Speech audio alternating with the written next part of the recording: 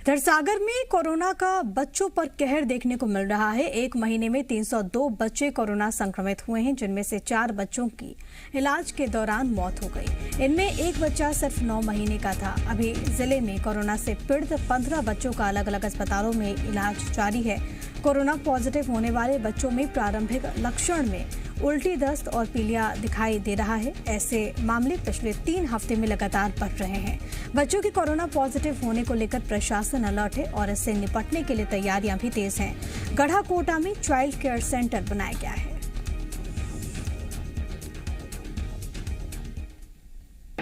लगभग 20-21 अप्रैल की बात से अभी तक 302 बच्चे हैं सागर में, जिनकी रिपोर्ट जो है पॉजिटिव आ चुकी है और इसमें से 4 बच्चों की मृत्यु हो गई है और जिसमें से एक जो बच्चा था ये 9 माह का था। तो ये बच्चे आ रहे हैं कोरोना से पीड़ित होकर। इनमें हेपेटाइटिस की या जिसको हिंदी में पीलिया बोलते हैं, पीलिया की शिकायत भी काफ़ी हो रही है और इनके सिम्टम कुछ अलग होते हैं। जैसे ये बच्चों को सांस लेने में और दिक्कत या सर्दी के साथ नहीं आते हैं, ये उल्टी, दस्त की या पेट में गड़बड़ी के साथ आते हैं, फिर इनको पीलिया हो जाता है, उसके बाद ये गंभीर बीमारी की तरफ बढ़ते हैं।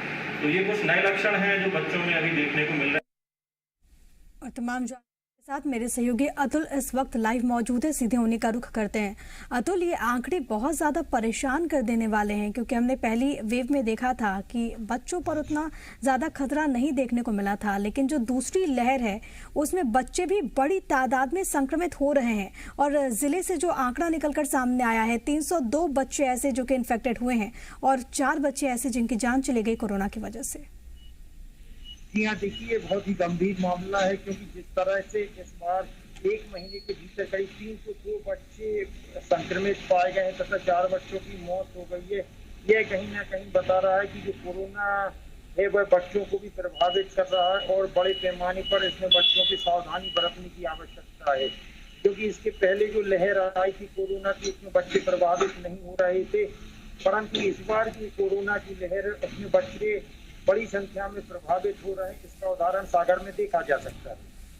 जी, और इस पूरे स्थिति को लेकर इस वक्त जो हालात बने हुए हैं, जो डॉक्टर्स हैं वो क्या कुछ कहते हैं और पूरी स्थिति को लेकर और क्या कुछ प्रशासन के स्तर पर कदम उठाए जा रहे हैं लोगों को जागरूक करने के लिए?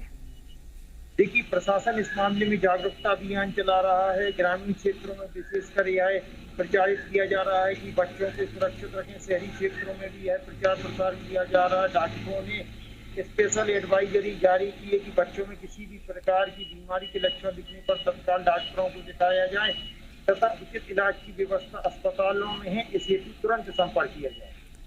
जी बिल्कुल, तो लगातार ये कोशिशें की जा रही हैं, लगातार जागरूकता फैलाने की वहाँ पर कोशिशें हैं। और जिस तरीके से आप इस बात का जिक्र कर रहे हैं अतुल, कि जो प्रशासनिक स्तर है, प्रशासनिक जो अमला है वो भी अपने स्तर से तमाम तरह की कोशिशें कर रहा है, लेकिन इस वक्त जो हालात बने हुए हैं, भय का माहौल भी है, ऐसे में डॉक्टर्स क्या कुछ सलाह देते हैं, डॉक्टर्स क्या कुछ कहते हैं ऐसी स्थिति को लेकर? देखिए, जो चाइल्ड स्पेशलिस्ट हैं उनका यह कहना है कि बच्चों में विशेष सावधानी बरती जाए। उन्हें सर्दी खांसी से इन्फेक्टेड जो व्यक्ति हैं, परिवार के बड़े लोगों को जिनको सर्दी खांसी जुकाम है, उनसे दूर रखा जाए। साथ ही एहतियात के तौर पर बच्चों के लिए बिना आवश्यक, जब तक कोई अति आवश्यकता ना हो तब तक उन्हें घर से बाहर नहीं निकाला जाए। इसके अलावा जिन बच्चों में उल्टी, दस्त एवं पेट दर्द की शिकायतें दिख रही हैं, उनको तत्काल डॉक्टरों ने कहा है कि मेडिकल सुविधा उपलब्ध कराई जाए। अभी जो केसेस रिपोर्ट हुए हैं जहां पर छोटे बच्चों में संक्रमण की पुष्टि हुई है, उनकी हालत को लेकर क्या कुछ जानकारी है? कितने ऐसे बच्चे हैं जिनका इलाज अस्पताल में चल रहा है, या फिर कितने ऐसे बच्चे हैं जिन्हें होम आइसोलेशन के तहत जिन्हें जो मेडिकल सुविधाएं हैं वो पहुंचाई जा रही हैं? देखिए, इसमें जो अधिकांश बच्चे हैं वो होम आइसोलेट किए गए हैं, परंतु 15 बच्चों की स्थिति खराब होने के चलते उन्हें अस्पतालों में भर्ती किया गया है, जहां उनका इलाज जारी है। इसमें 4 बच्चों की मौत भी हो चुकी है। इसके चलते प्रशासन और परिजन इस मामले में किसी भी प्रकार की कोताही नहीं बरत रहे तथा बच्चों को इलाज के लिए तत्काल ही अस्पताल लेकर पहुंच रहे हैं। इसके अलावा ये भी जानकारी निकलकर सामने आ रही है कि बच्चों के लिए स्पेशल सेंटर्स भी बनाए गए हैं, कोविड केयर सेंटर। इसको लेकर क्या अपडेट है आपके पास? देखिए, सागर में बुंदेलखंड मेडिकल कॉलेज में एक अलग से बच्चा वार्ड है, एसएनसीयू है, एनआईसीयू है। इसके अलावा जिला चिकित्सालय में भी यह सुविधाएं हैं।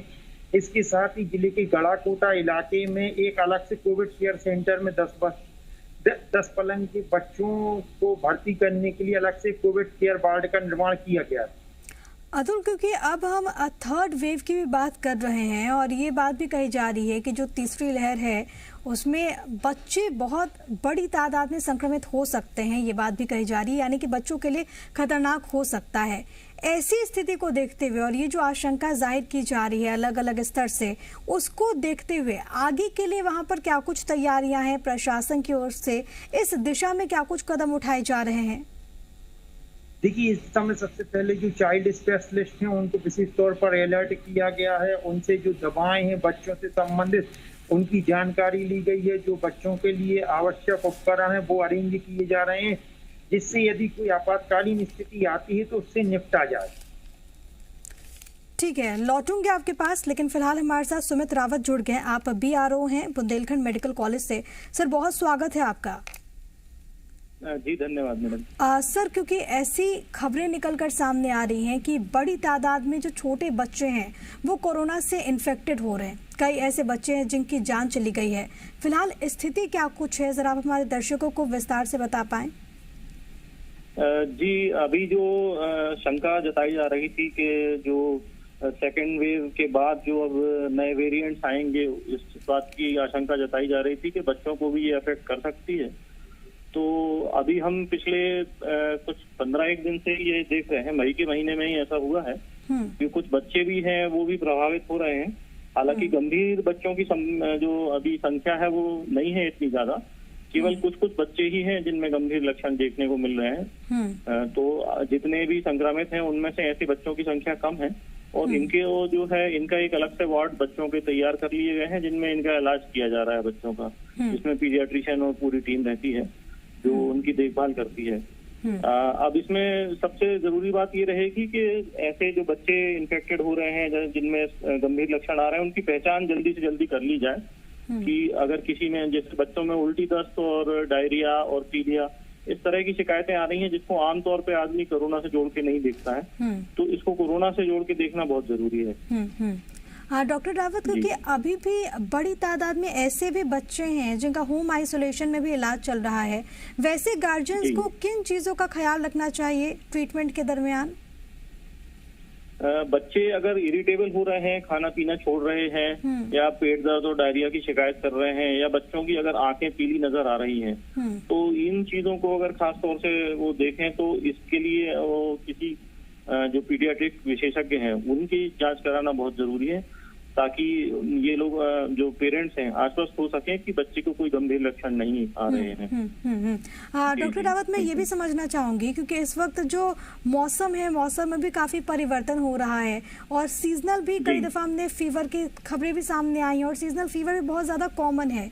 ऐसे में कैसे जो पेरेंट्स है, गार्जियंस है, वो फर्क करें कि कोरोना का सिम्टम है या फिर सीजनल फीवर है या फिर खांसी जुकाम है?